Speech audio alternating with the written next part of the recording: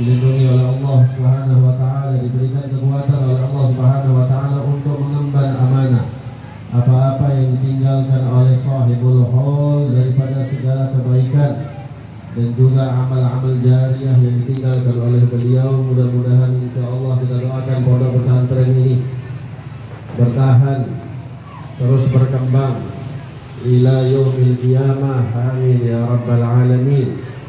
Begitu juga kepada seluruh para alim ulama yang mohon maaf tidak dapat saya sebutkan satu persatu, kepada seluruh para wali santri, santri-santri kami yang paling juga kami cintai, hadirin hadirat yang dirahmati oleh Allah Subhanahu wa taala. Mudah-mudahan insyaallah perkumpulan kita mendatangkan keberkahan dari Allah Subhanahu wa taala, menurunkan rahmat yang melimpah dari Allah Subhanahu wa taala, amin ya rabbal alamin.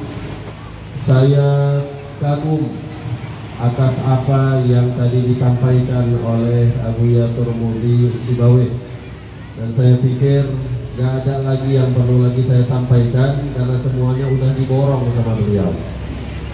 Namun karena juga waktu zuhur sudah dekat, ada beberapa hal saja yang ingin kita sampaikan, melanjutkan apa yang diutarakan tadi oleh Abuya Turmudi. Banyak sekali hikmah dan memang pesan-pesan beliau sangat relevan dengan kita melihat hari ini bagaimana perkembangan zaman.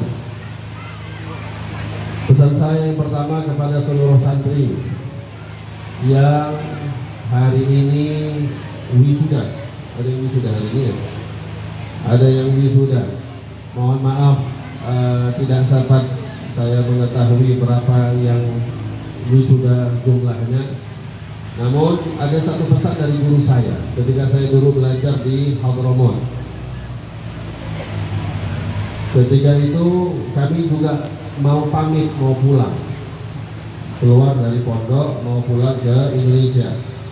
Guru saya salah seorang mengatakan, ya waladi, wahai anakku, ketahuilah selama engkau berada di sini di pondok, engkau belum belajar.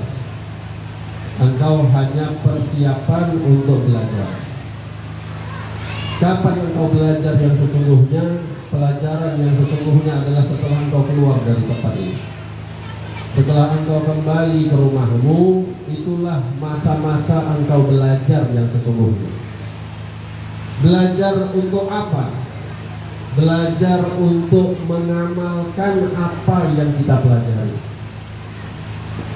Belajar untuk mempraktekkan apapun yang kita ketahui. Tadi betul, sangat tepat apa yang dikatakan oleh Abuya Turmudi. Mohon maaf, bukan saya ingin merendahkan sekolah-sekolah tertentu atau lembaga-lembaga tertentu atau negara-negara tertentu. Saya meyakini setiap negara, setiap lembaga mempunyai keutamaan masing-masing. Baik itu Mesir dengan Al-Azharnya, Tunisia dengan Zaitunahnya, Makkah dengan Ummul Qura'nya, dan yang lain-lain, semua memiliki keutamaan-keutamaan masing-masing. Indonesia mungkin yang paling dengar dengan Gontornya. Ala kulli hal, semuanya punya kemuliaan. Tapi mohon maaf hadirin, saya juga pernah singgah ke beberapa negara. Saya pernah ke Urdun, saya melihat bagaimana pondok pesantren di sana, bagaimana kampus di sana. Saya pergi ke Turki, saya melihat bagaimana pondok di sana, kampus-kampus di sana. Saya pergi ke Mesir, saya pergi ke Qatar, saya pergi ke beberapa negara Arab. Saya lihat tahaddus bin ni'mah, tahaddusan bin ni'mah, wa amma bi ni'mati rabbika fahaddits. Ya, kalau dari segi keilmuan, ketika saya pergi masuk ke Al-Azhar, saya takjub dengan Al-Azhar. Masuk ke Al-Azhar, belum pun saya ikut halakoh ulama-ulamanya, haibahnya Al-Azhar dengan keilmuannya sudah begitu luar biasa. Saya ketika masuk juga ke Syam, begitu juga melihat ruak-ruak, zawiyah-zawiyah, tempat-tempat orang-orang ulama belajar, luar biasa haibahnya. Tapi mohon maaf hadirin, ada satu keunggulan yang sekali lagi saya tekankan, tapi semua punya keunggulan masing-masing. Saya tidak pernah menafikan. Lihat bagaimana ulama-ulama Al-Azhar yang mewariskan semua kitab-kitab yang kita baca itu rata-rata dari sana. Tapi ada satu hal yang sepele, ada satu hal yang simpel, yang alhamdulillah sampai hari ini masih dijaga. Oleh siapa? Oleh tempat kami belajar, di Pondok Pesantren Darul Mustafa di bawah pimpinan Al-Habib Umar bin Muhammad bin Salim Al-Hafid. Saya pernah di situ, Ustaz Ulil Absar juga pernah di situ. Apa yang kami dapati keberkahannya persis dengan apa yang dikatakan oleh Abu Turmudi tadi. Kami di sana memang, maaf, kalau mau dibandingkan dengan ilmu-ilmu di negara yang lain, mungkin tak terlalu terkenal tari. Walaupun kita juga tidak mau dianggap remeh, karena juga banyak ulama-ulama kita yang sebenarnya kelas internasional, tapi karena memang tarik ini baru-baru ini aja masuk internet, sinyal 4G aja baru beberapa bulan baru ada di tarik. Jadi memang nggak terekspos media, tempatnya kampung. Tapi hadirin, ada satu yang setidaknya saya nggak berani mengatakan seluruh kota Tarim atau semua lembaga yang ada di Tarim, tapi paling tidak saya berani mengatakan yang ada di Darul Mustafa, yang diasuh oleh Sayyidina Umar. Yang ini saya harap, kenapa saya katakan ini? Saya ingin, ayo sama-sama semuanya santri, baik yang sudah takharruj ataupun yang masih belajar. Apa yang dikatakan oleh Abu Turmudi tadi, amalkan setiap apapun yang kamu ketahui, walaupun itu sifatnya kamu anggap itu kecil. Ini yang kami dijaga oleh Sayyidina Habib Umar bin Hafid. Yang saya tahu, insya Allah semuanya antum tahu siapa beliau. Sekarang sudah dimasuk, bahkan orang kafir membuat satu buku yang mengumpulkan 500 tokoh muslim paling berpengaruh di dunia. Nama beliau termasuk di dalamnya nomor 1.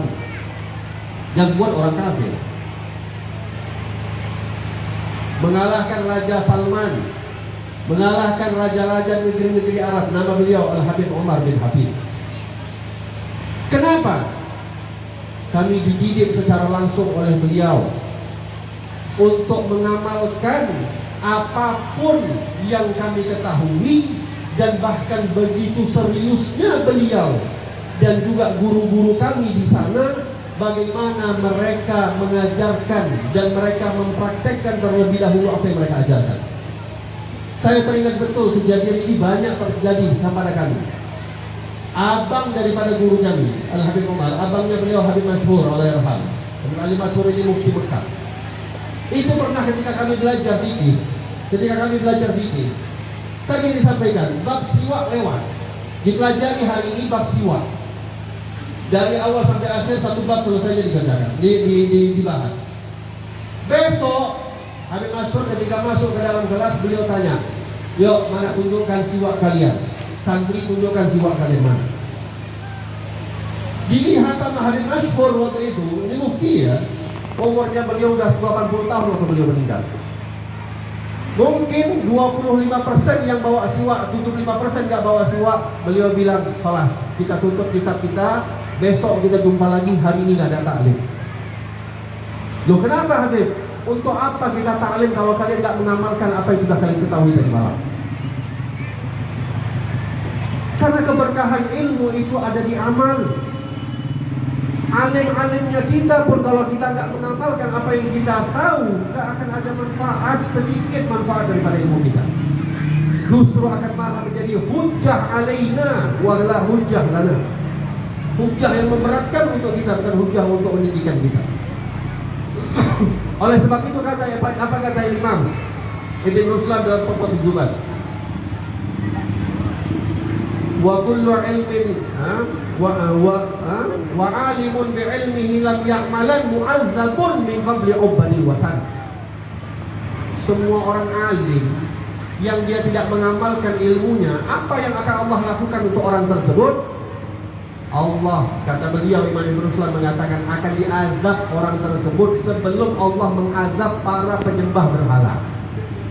Oh, penyembah berhala ini orang syirik ini. Semua kitab-kitab kabair yang menjelaskan kitab-kitab dosa besar pasti meletakkan akbarul kabair asyirik. Dosa yang paling besar adalah syirik kepada Allah Subhanahu wa taala. Nabi Muhammad juga menjelaskan dosa yang paling besar nomor satunya syirik, baru setelah tadi apa yang dikatakan oleh Abuya, uququl walidain. Maka hadirin,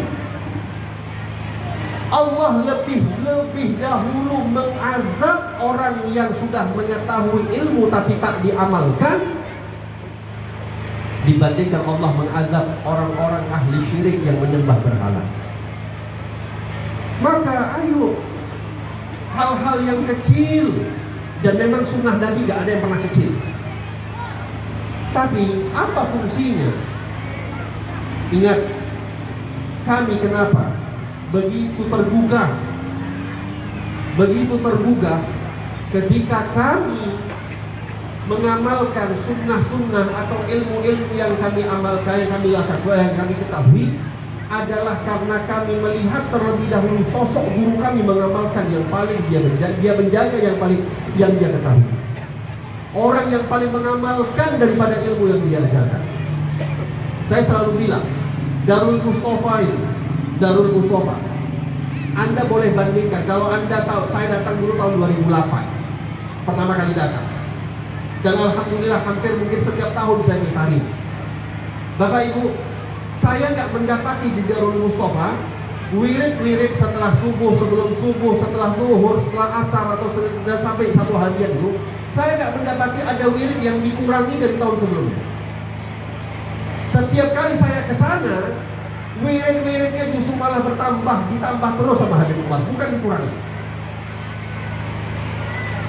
Karena itulah memang kita disuruh untuk mempraktekkan amal, untuk mempraktekkan ilmu yang kita ketahui. Barulah Allah Subhanahu wa taala akan memberikan wa awrafahullahu ilman ma la ya'lam, ma lam ya'lam. Allah akan mewariskan ilmu yang dia tidak ketahui, yang tadi disebut ilmu laduni.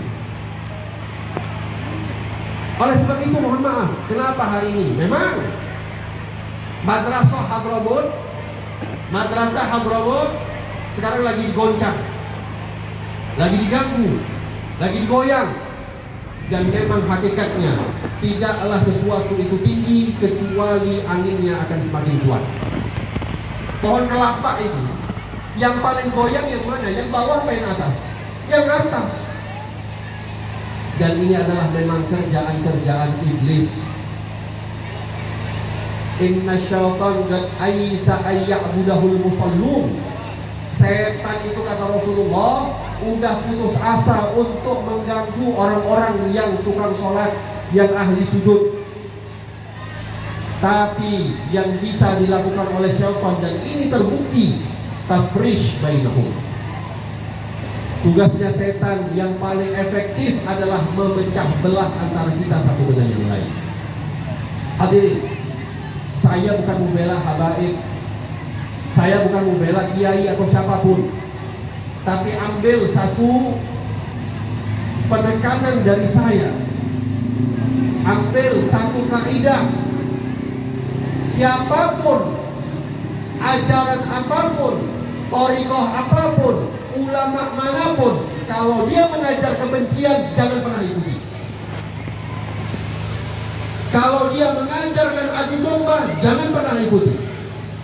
Kalau mengajarkan merendahkan orang lain, jangan pernah ikuti. Kalau mengajarkan menghina siapapun, jangan pernah ikuti.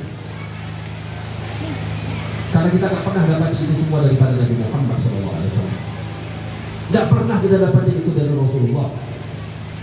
Rasulullah ketika di saat perang Uhud beliau hampir wafat, sampai koyak pelipis beliau, copot geraham beliau. Datang para sahabat ketika itu meminta, ya Rasulullah, kita sudah dalam keadaan genting ya Rasulullah, doakan kehancuran untuk mereka orang-orang kafir Quraisy. Apa kata Nabi Muhammad? Nabi mengangkat tangan. Harapannya para sahabat ketika itu berdoa, ya Allah, hancurkan Quraisy, hancurkan orang-orang kafir. Apa doa Nabi? Allahumma hdi qaumi fa innahum la ya'lamun. Ya Allah, berikanlah hidayah untuk kaumku karena mereka sebenarnya tidak tahu. Lihat, dari doa Nabi kita bisa ambil pelajaran 3. Yang pertama, doa Nabi ketika para sahabat meminta doa kecelakaan kepada orang yang menyakiti beliau, Nabi justru malah mendoakan kebaikan untuk mereka. Ini yang kita tahu dari ajaran Rasulullah hadirin. Yang kedua, saya singkat saja. Nabi mengatakan, Allahumma hdi qaumi. Ya Allah, berikanlah hidayah untuk siapa?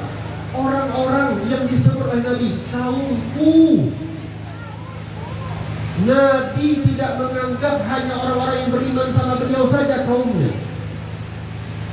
Justru suksesnya dakwah Rasulullah itu tergantung bagi Nabi Muhammad adalah bagaimana orang-orang yang tidak beriman bisa jadi beriman. Itu target dakwah kita hari ini. Kalau dakwah sama anak-anak yang sama orang-orang yang udah baik, udah soleh, ngapain? Saya sebelum berangkat ke sini, ada satu kejadian di pondok pesantren kami. Ada santri mukul. Dan ini kan biasa terjadi. Tapi alhamdulillah memang di pondok kami nggak pernah akan membiarkan terjadi pembulian. Datang santri korban, si anak itu. Wali santri, bapaknya wali santri daripada anak yang dipukul. Datang menghadap kepada saya, Habib, anak saya nggak mau mondok lagi. Kenapa? Trauma. Oke, apa yang maunya dia? Dia mau mondok kecuali satu, yang mukul dikeluarkan. Akhirnya saya bilang, Pak, maaf ya, ini anak yang mukul, bukan tukang mukul orang, tapi dia mukul juga karena anak bapak. Anak bapak yang mancing, suka ejek-ejek dia. Dan Pak, maaf, pondok pesantren ini yang saya bangun ini tujuannya untuk membenarkan anak yang nggak baik. Kalau pondok ini anak-anak baik semua isinya, nggak ada tantangan saya untuk nggak pondok pesantren, Pak. Harapan saya buat pondok pesantren tujuannya adalah yang nggak baik jadi baik, yang nggak sholat jadi sholat, yang nggak alim jadi alim. Tapi anak udah baik-baik semua, mana tantangan pondok pesantren? Kamu sekolah di luar aja, yang udah nggak baik. Saya bilang, nggak apa-apa anak bapak nggak mau mondok, tapi saya nggak keluarkan anak. Saya juga takut, Pak. Saya keluarkan dia dari sini hari ini, apa yang terjadi ketika dia nanti keluar. Dan ini juga bagi wali santri. Maaf ya Bu, Pak, banyak santri-santri kami yang nggak betah keluar. Kami perhatikan satu pun nggak ada yang lebih baik di luar dibandingkan di pondok pesantren. Nggak ada. Saya berani bilang tidak ada.